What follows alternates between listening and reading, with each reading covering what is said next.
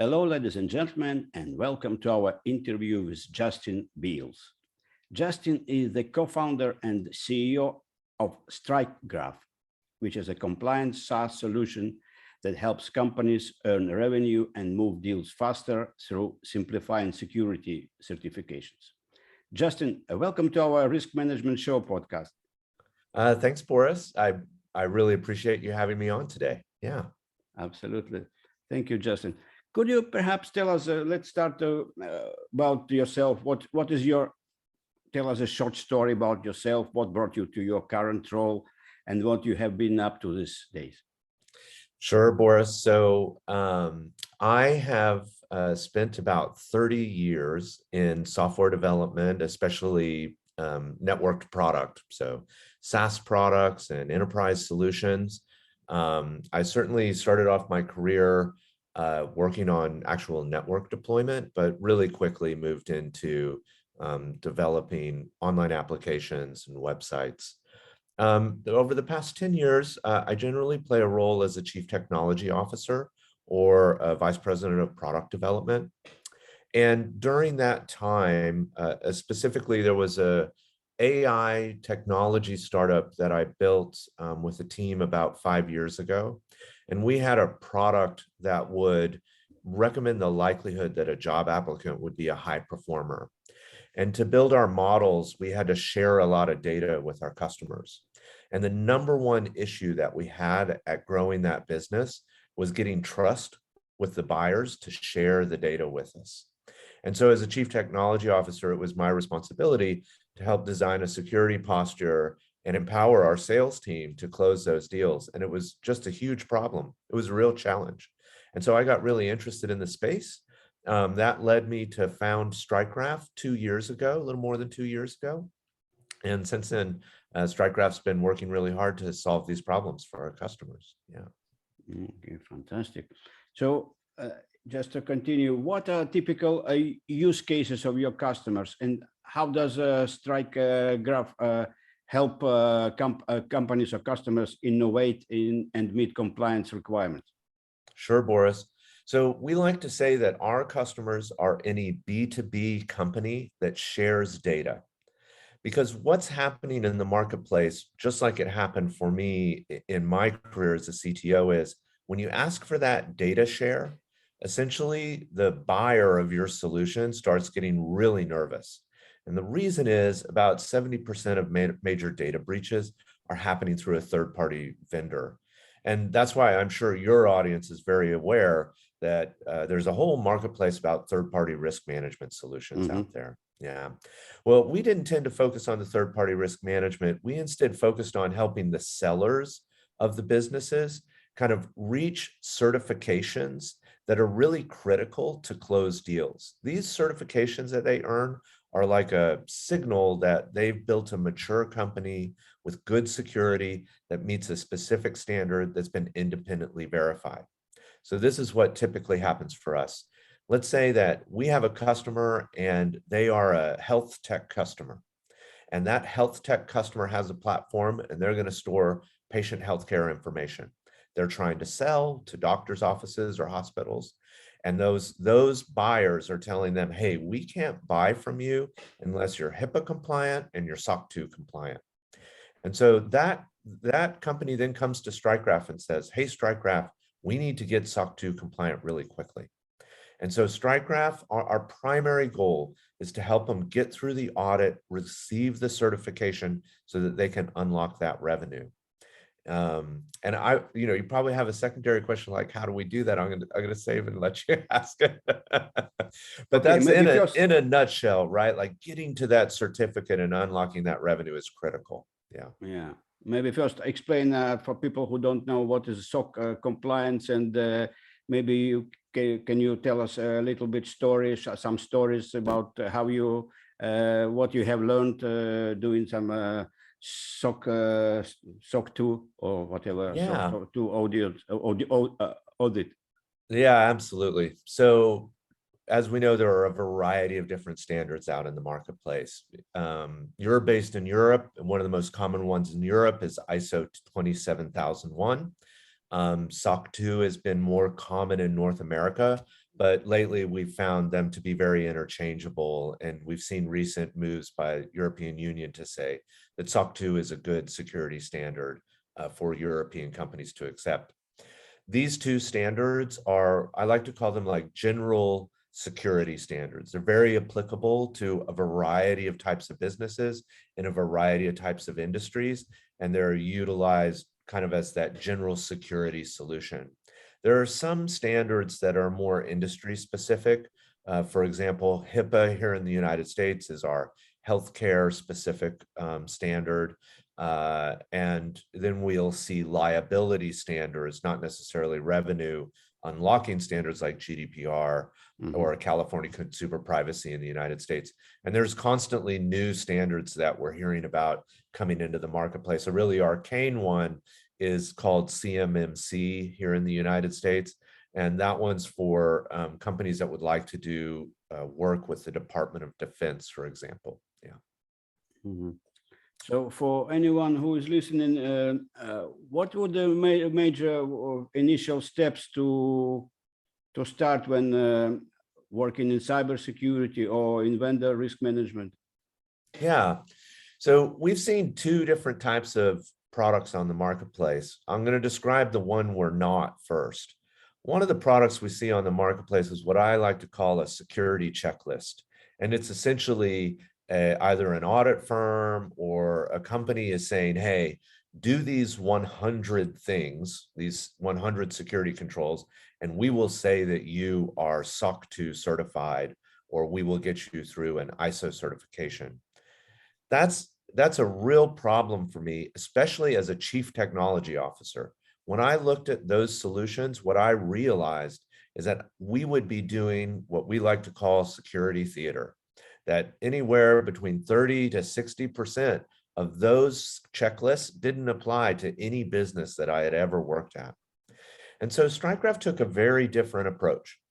What we said is that our customers deserve to have a security posture that really drives better security and mitigates risk, fits their business specifically, and reaches compliance. We can do both.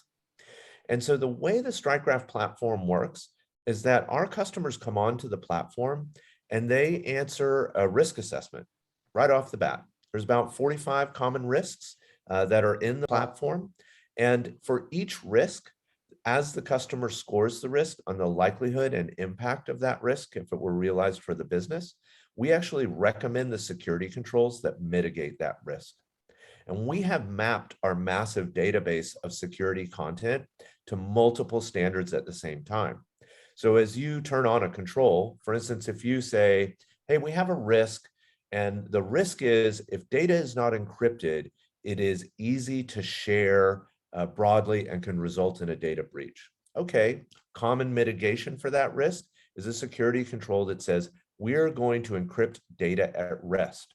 And what Strikegraph has done is said, hey, if you turn on that control in our platform, we already know what parts of SOC 2, what parts of ISO 27001, what parts of PCI DSS, what parts of HIPAA that particular one control applies to, so that you're handling multiple standards at the same time. Fantastic.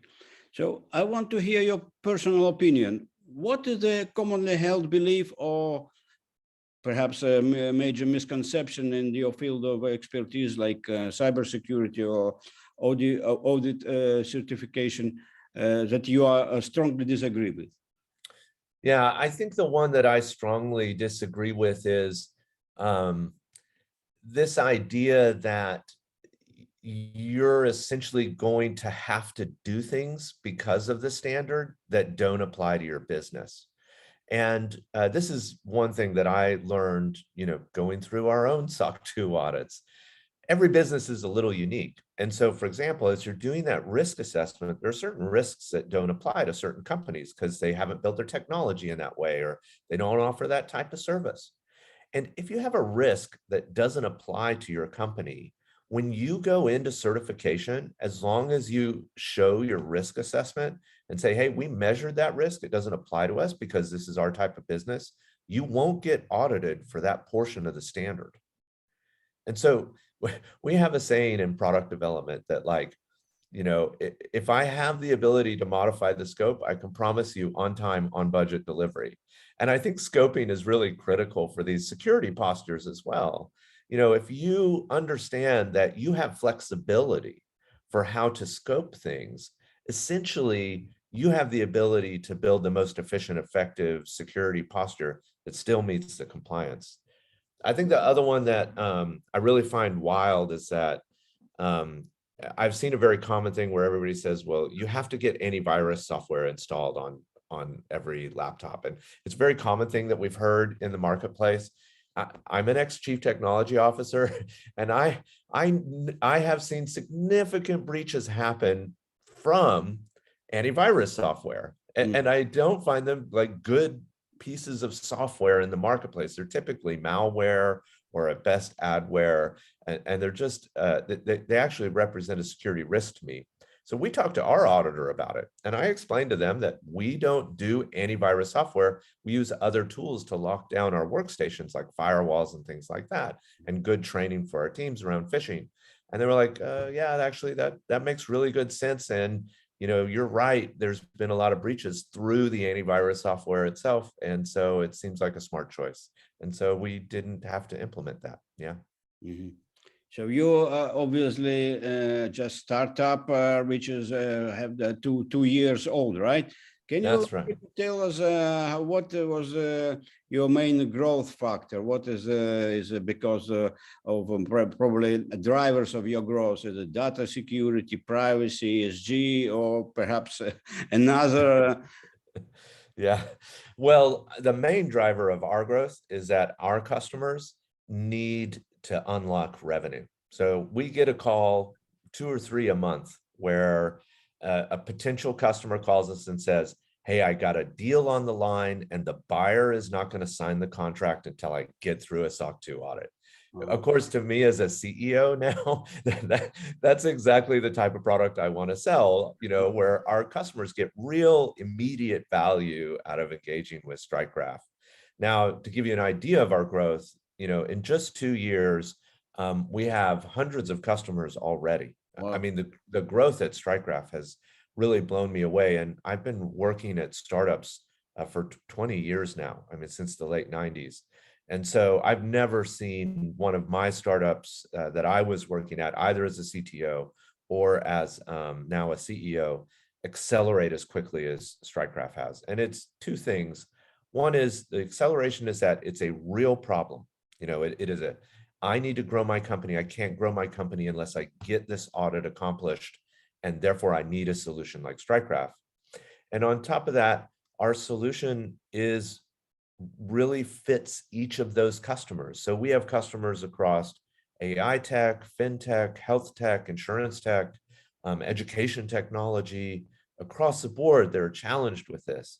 And then we have customers, everything from 5 employees all the way to 5,000. Wow. And so that's been a very powerful platform and solution.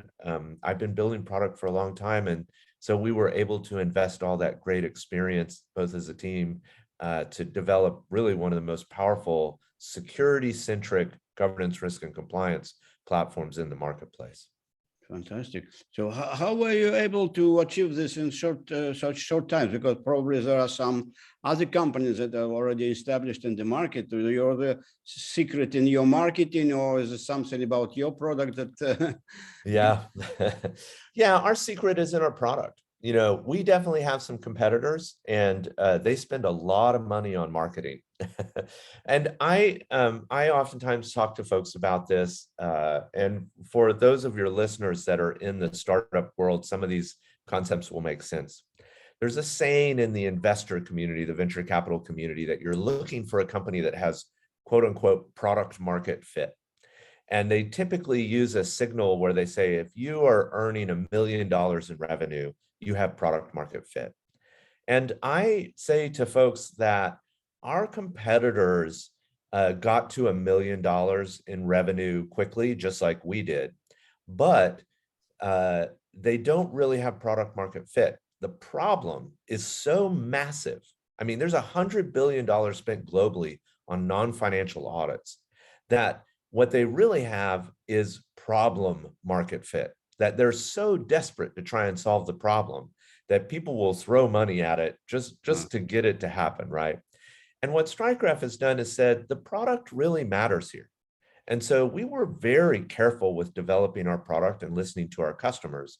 And while our competitors are those security checklist solutions where they're like, hey, do these 100 things and a lot of them won't apply to you. And what the horror story that we hear is that the customers that adopt those platforms still have to run their compliance practice in an Excel spreadsheet outside of the platform.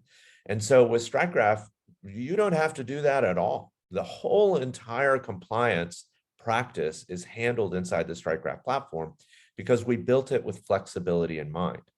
Not only that, instead of on our competitors' platform, one person just going in and checking these 100 some odd practices, security practices, our platform is built to allow you to distribute the compliance and security practice throughout your organization to multiple owners. Because let's face it, the CTO really only handles about 30 to 40% of your overall security practice. You know, I, as a CEO, have controls for our company for, board transparency that I need to handle.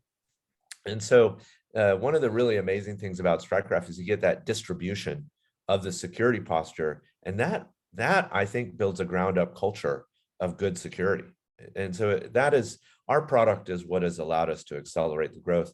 We haven't really had to, I love doing things like this and talking about our solution. What we haven't had to do is buy billboards to accelerate our company compared to our competitors. Yeah. Okay, so people come to you. They already know word of mouth or kind of. Yeah, we definitely do some advertising, and we are very present in giving great content to the marketplace so that they can learn, just like I said, like parts of the standard don't apply to you. You don't have to do all the controls that are in the checklist. Those are really critical learnings for the broader marketplace that help them realize that Strikegraph is far and beyond the better solution. Yeah. Fantastic.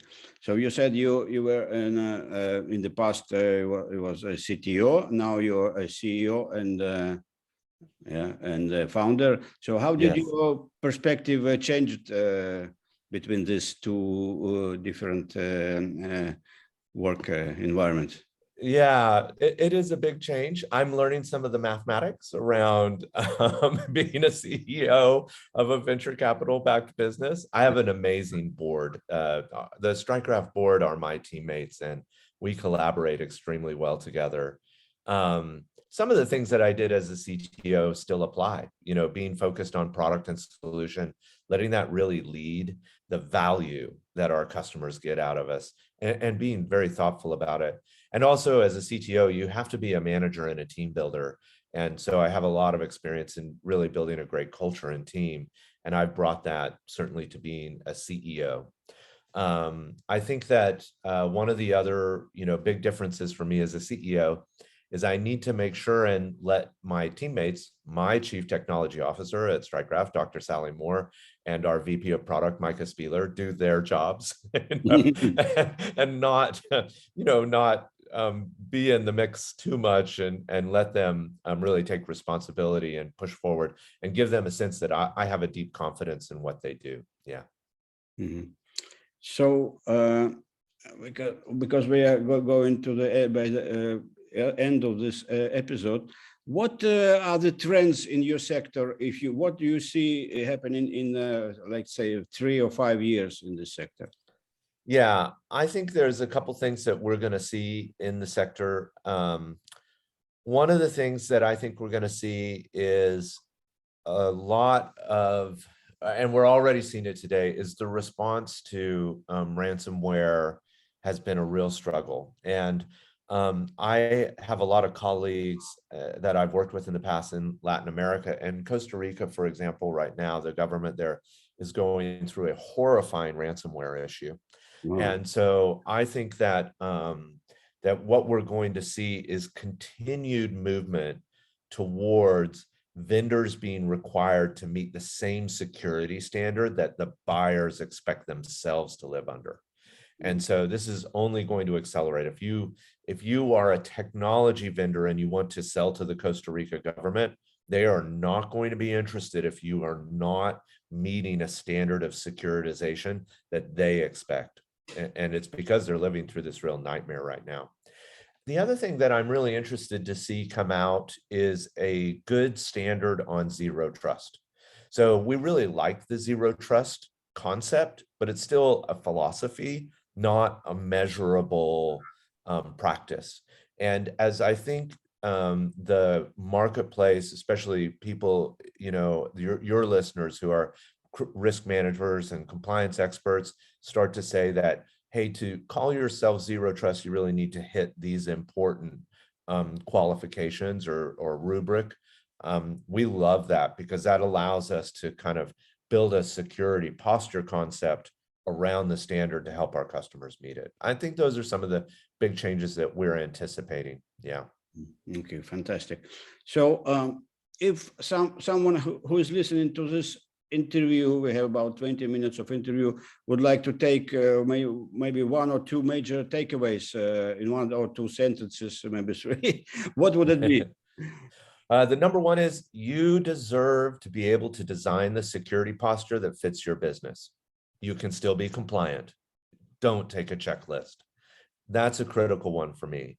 And I think the second thing is look for a partner in getting compliance that has expertise. So not just a software solution, but literally teammates that you can engage with that have taken customers through audits. That is super helpful. Yeah. Okay, fantastic.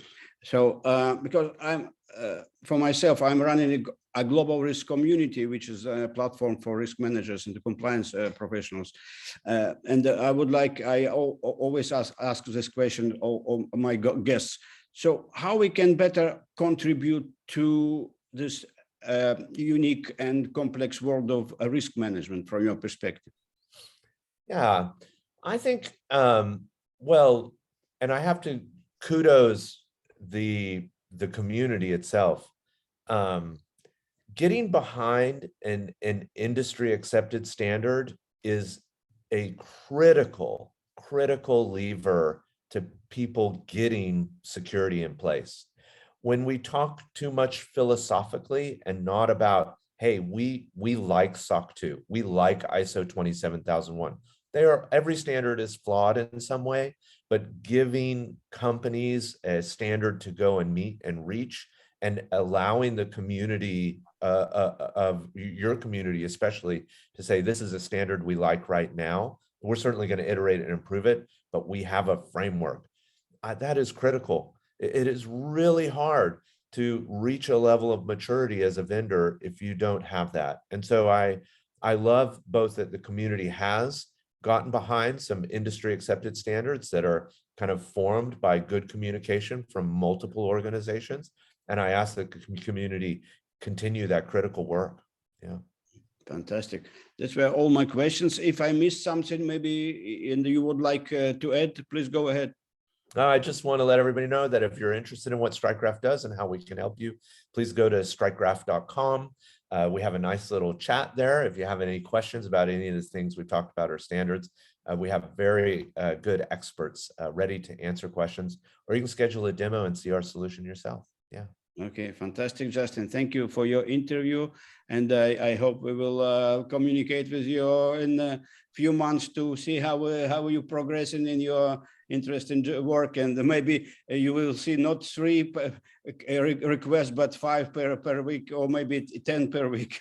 We love it, Boris. We love helping our customers solve this problem. Thank you for having me on. Absolutely.